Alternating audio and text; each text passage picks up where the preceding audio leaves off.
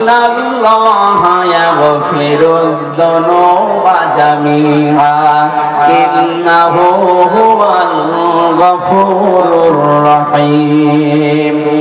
আল্লাহ ডাক দিয়েছেন, হে আমার বান্দা বান্দিরা, নফসের উপরে জুলুম করে জীবনটা যারা নষ্ট করে ফেলেছো আর আশার দোয়ার খুঁজে পাও না, নিরাশ হয়ে যেও না। আসো, আমি আল্লাহর রহমত অনেক বড়।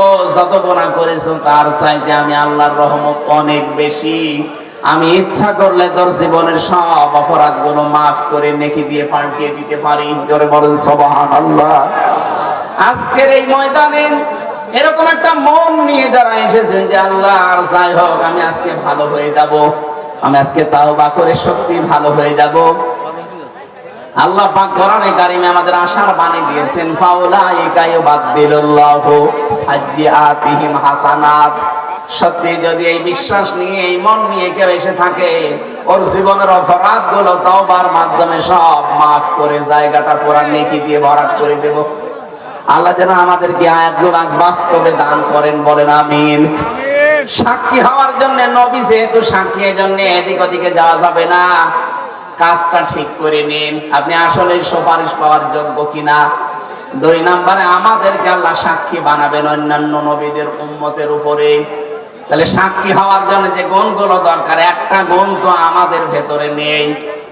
আমরা না আছি সত্যবাদিতার তালিকায়, কথা বলে না কেন?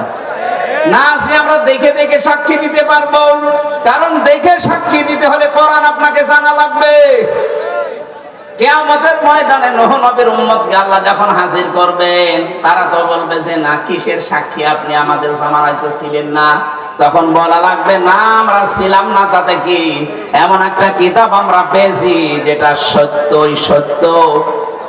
ওয়ালাকাদ আরসালনা নূহান ইলা কওমিহি আন আনযির কওমাকা ফালাবিসা ফীহিম আলফা সানাতিন খামসিনা আমা।